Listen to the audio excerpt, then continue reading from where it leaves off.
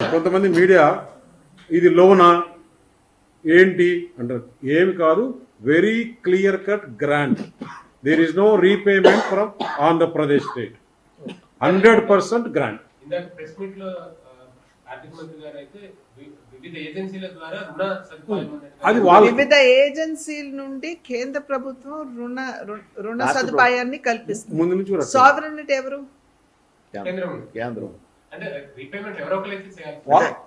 వాళ్ళు చూసుకుంటారు. నో, బాధ్యత మేము తీసుకుంటున్నామని చెప్పారండి.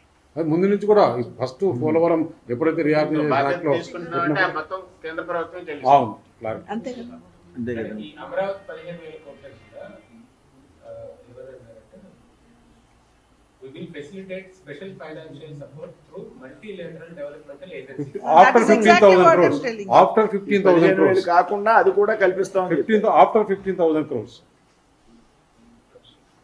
సో మొత్తానికి అయితే ఏపీ మీద అయితే భారం పడదు కేంద్ర ప్రభుత్వం మొత్తం. ఇప్పుడు ఈ 15,000 కోట్లు కూడా రుణాలు అన్న కాదు.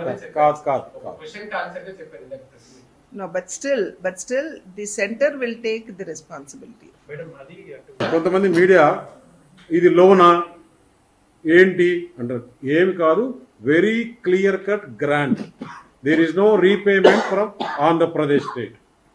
100% గ్రాంట్. ఇందాక ప్రెస్ మీట్ లో ఆర్థిక మంత్రి గారు అయితే వివిధ ఏజెన్సీల ద్వారా రుణ సదుపాయం అది వాళ్ళ వివిధ ఏజెన్సీల నుండి కేంద్ర ప్రభుత్వం రుణ సదుపాయాన్ని కల్పిస్తుంది. ముందు నుంచి కూడా సావరెనిటీ ఎవరు? కేంద్రం అంటే రీపేమెంట్ ఎవరో ఒకరైతే చేయాలి. వాళ్ళు చూసుకుంటారు.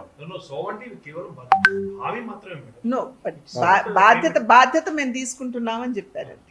ముందు నుంచి కూడా ఫస్ట్ పోలవరం ఎప్పుడైతే మొత్తం కేంద్ర ప్రభుత్వం అంతే కదా. ఈ అమరావతి 15,000 కోట్ల కూడా ఎవరన్నారంటే we will facilitate special financial support through multilateral developmental agencies. After 15,000 crores.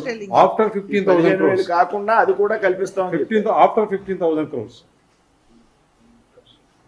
So మొత్తానికి అయితే ఏపీ మీద అయితే భారం పడదు కేంద్ర ప్రభుత్వం మొత్తం. ఇప్పుడు ఈ 15,000 కోట్లు కూడా రుణాలు అన్న కాదు.